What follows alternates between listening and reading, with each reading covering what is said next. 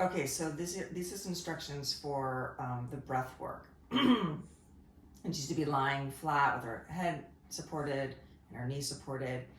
And she's to breathe only in and out her nose and to try to avoid breathing up into her chest.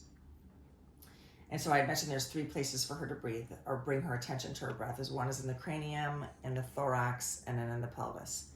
So for the cranium, in the instructions, I have a picture of Bert and Ernie. Ernie has the small round head and Bert has the cylindrical head.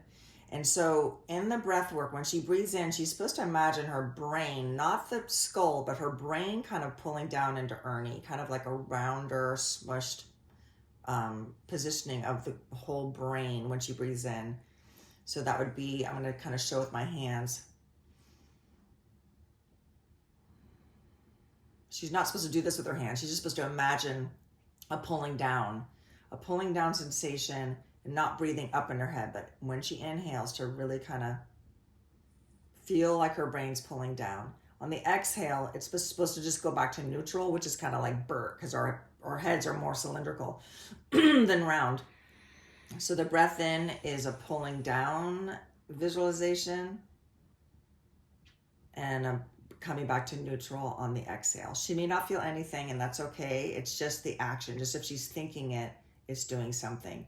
But if you see her really breathing up into her chest, just remind her to not breathe up into her chest.